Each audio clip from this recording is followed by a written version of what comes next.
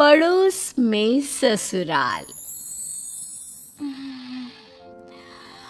आज मेरे मायके से बड़ी मजेदार खुशबू आ रही है। लगता है भाभी या मम्मी कुछ बढ़िया बना रही हैं। चलो जाकर देखती हूँ और लगे हाथ खाकर भी आ जाऊंगी।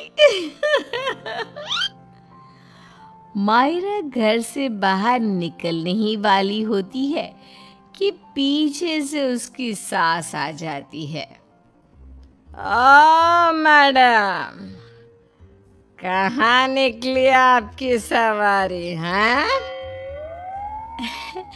माँ जी, दरअसल वो ना आज मायके में भाभी को थोड़ा सा पेट दर्द हो गया है। बस वही तो एक अच्छी ननद होने का फर्ज निभाते हुए उनका हाल चाल पूछने जा रही हूँ मैं। कोई जरूरत नहीं है, रोज तेरे मायके में किसी न किसी की तबीयत खराब हो ही जाती है और रोज तू फुदक के चली जाती है। हमारी ही अकल पर पत्थर पड़े थे जो पड़ोस की लड़की को ही बहू बना लिया। अब आपका मायका 100 किलोमीटर दूर है, उसमें मेरा क्या कसूर? आपका खाना बना दिया है, आटा भी गूंद दिया है, गर्मा गर्म फुल्की बनाकर खा लेना ना आप। ये है मयूरा, जिसका मायका और ससुराल दोनों भी आस पड़ोस में 2 मिनट की दूरी पर है, जिसका पूरा पूरा फायदा उठाते हुए मयूरा हर दिन मायके के चक्कर लगाती रहती है।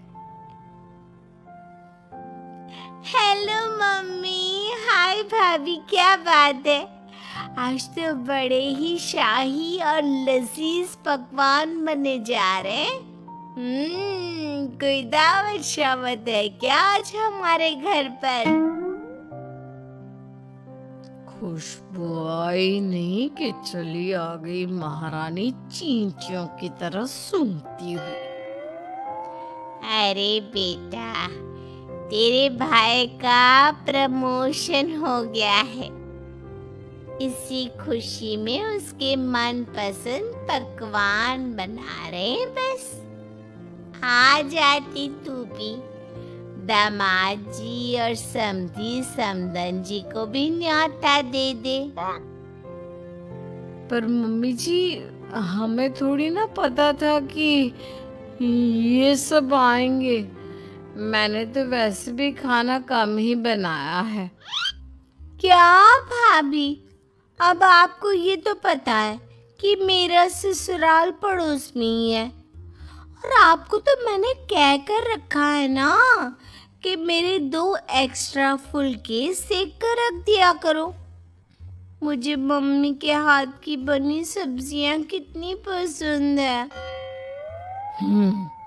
आई बड़ी महारानी। ऐसे ही मयूरा आधा दिन अपने ससुराल में और आधा दिन अपने मायके में गुजारती रहती।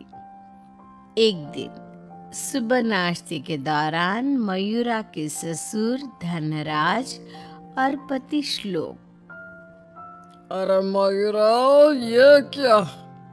ये पराठा तो आधा कच्चा है और मेरा पराठा तो कुछ ज्यादा ही एक्स्ट्रा पक गया, जो जल गया है, कोयले से भी काला हो गया। ये तो होगा भी क्यों नहीं, ये करम जली सुबह सारा काम ऐसे ही फटाफट गड़बड़ी में जैसे तैसे निपटाकर अपने मायके भाग जाती है। इससे क्या फर्क पड़ता है? सास को अगर चक्कर आ गए दिन दहाड़े, तब कौन आएगा बचाने? ओ कम ऑन माँ जी, चक्कर, और वो भी आपको? दिन भर आप हर आधे घंटे में कुछ न कुछ खाती रहती हो और फिर भी मुझे ताने कस रही हो। Very bad. तो तू कौन सी गुड है, हैं? आई बड़ी।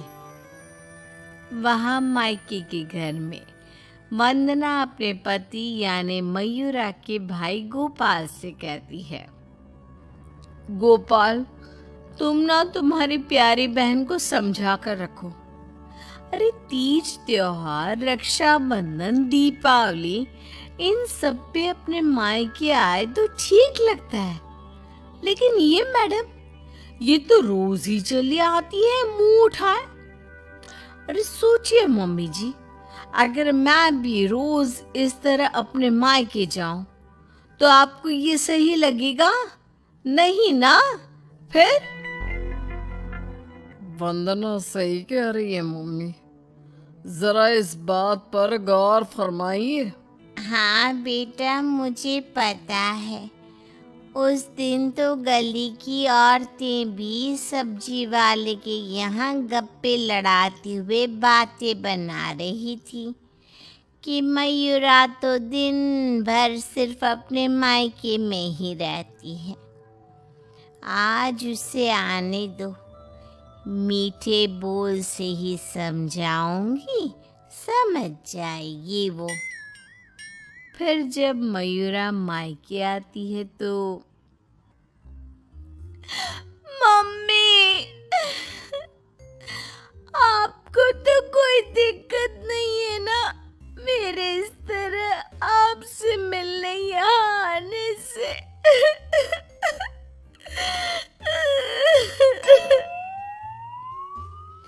ये देख सरोज का मन ममता के मुंह में आ जाता है। ना बेटी ना, तू ऐसा क्यों सोच रही है और तेरी आंखें नम क्यों है? तू क्यों रो रही है बेटा? समधन जी ने कुछ कहा है क्या? उफ़ो, ये मम्मी जी भी ना, उन्होंने एक आंसू गिराया नहीं कि पिघल गई। नहीं मम्मी, किसी ने कुछ नहीं कहा, बस आज आपकी बहुत याद आ गई। रोज आपसे मिलती हूँ, लेकिन आज पता नहीं क्या हुआ। और इसी के साथ सरोज अपनी बेटी को कुछ नहीं बोल पाती। और अब मयूरा का मायके में आना जाना इतना बढ़ जाता है कि वो मायके के फैसलों में भी दखल अंदाजी देने लगती है। तभी वहां पर बरखा आती है। अगर इतना ही परेशान हो तो उसे घर के अंदर आने ही क्यों देते हो? वो एक पाँव अपने मायके की नाव में रखती है और एक पाँव अपने ससुराल की नाव में। अगर एक नाव हटा दे तो ना चाहते हुए भी उसे दोनों पैर एक ही नाव में रखने होंगे ना? हाँ काकी, एकदम बराबर बात कर रही हैं आप। लेकिन समधन जी, आप अपनी बेटी के मुंह पे दरवाजा लगा पाती क्या? देखिए, मुझे वो सब नहीं पता। अब उसका पूरा संसार उसके ससुराल में बस चुका है। उसे वहां ध्यान देना चाहिए, ना कि इधर मायके में। और इसलिए आप ही हो, उसे यहाँ आने पर आप ही को रोक टोक लगानी होगी। बस यही कहने आई थी। नमस्ते। अगले दिन ससुराल में बरखा की तबीयत खराब हो जाती है और मयूरा उसे बिस्तर पर ऐसे ही छोड़कर मायके भागती है। चली गई मायके, अपनी बीमार सास को बिस्तर पर छोड़ कर। निकम्मे कहीं की।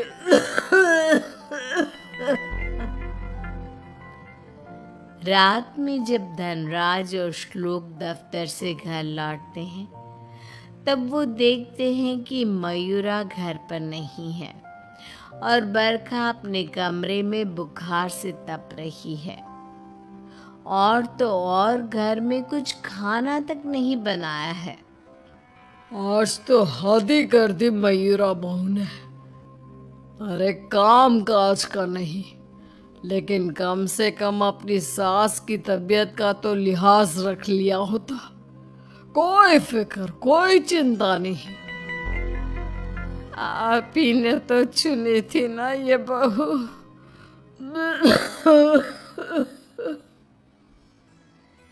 कुछ देर बाद मयूरा अपने ससुराल वापस आती है।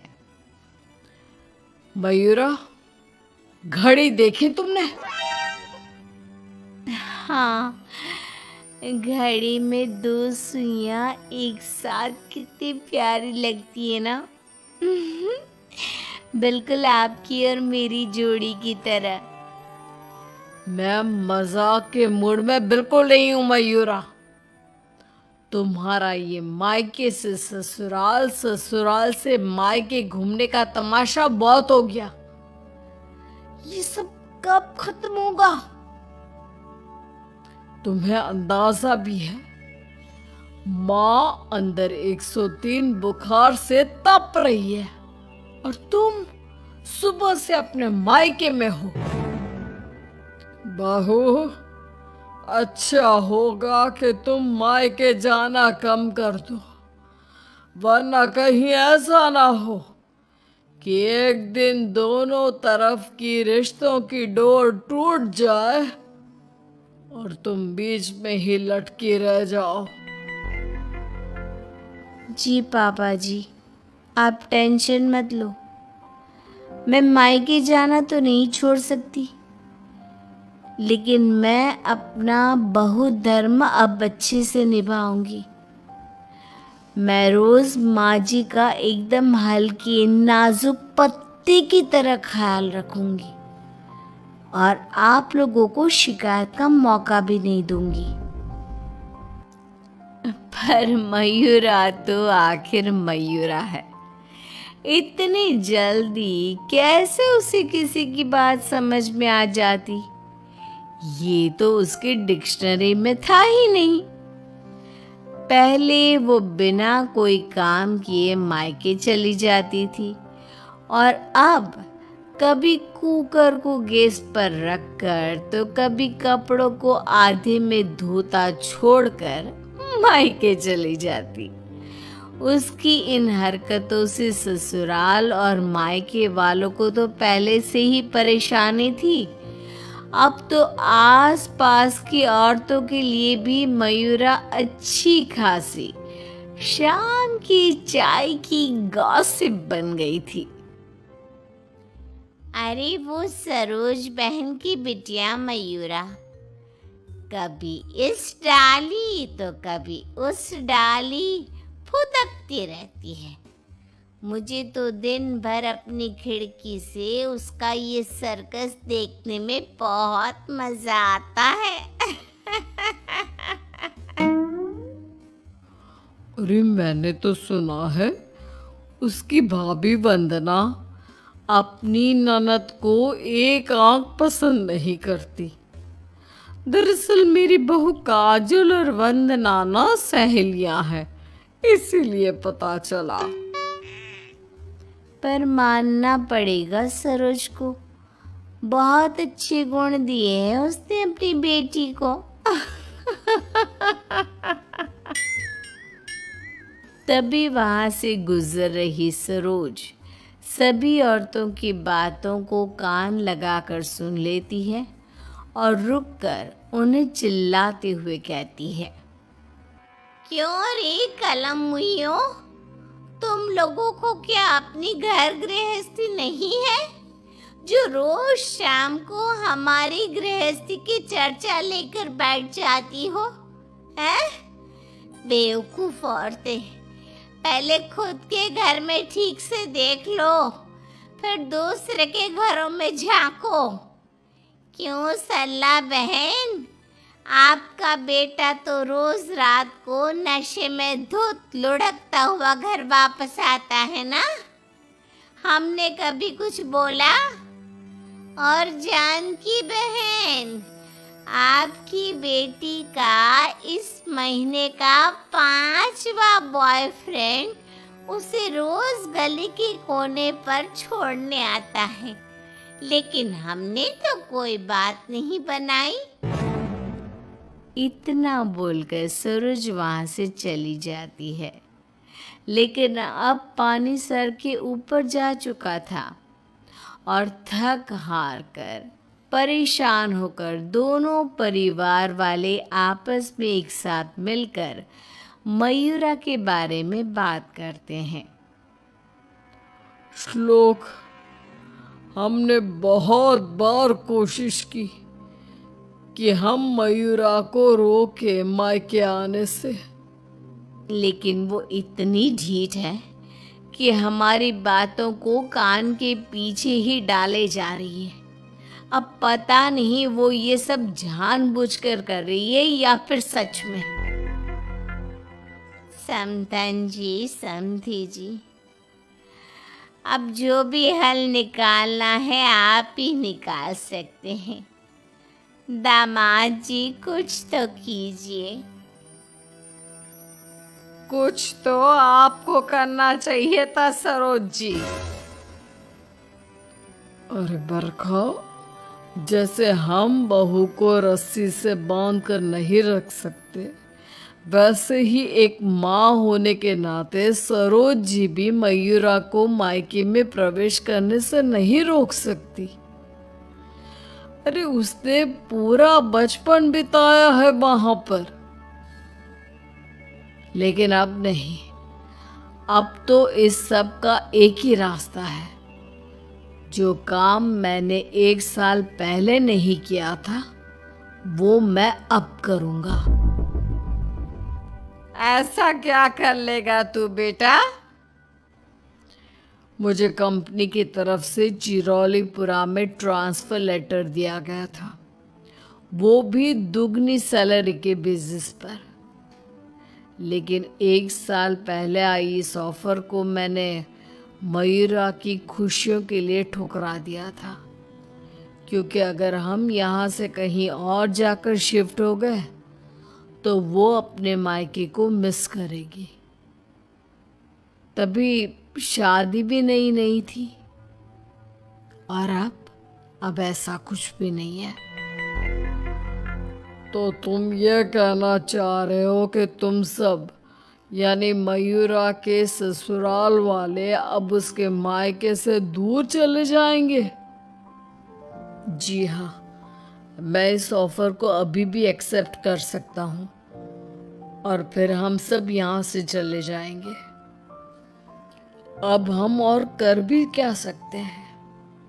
अगर मयूरा को अपने मायके जाने से रोकना है तो बेहतर यही होगा कि उसके पड़ोस के ससुराल को दूर ले जाए और उसके ससुराल वाले ही अलग जाकर रहे, जिससे वो रोज अपने मायके नहीं जा पाएगी। सभी श्लोक के इस फैसले पर सहमति जताते हैं और फिर मयूरा अपने पति की ट्रांसफर की वजह से शिफ्ट होने की बात को साधारण समझकर अपने मायके से दूर चली जाती है। जो भी कहो, सही मायनों में बहू विदा करके तो मैं अब लाई हूँ।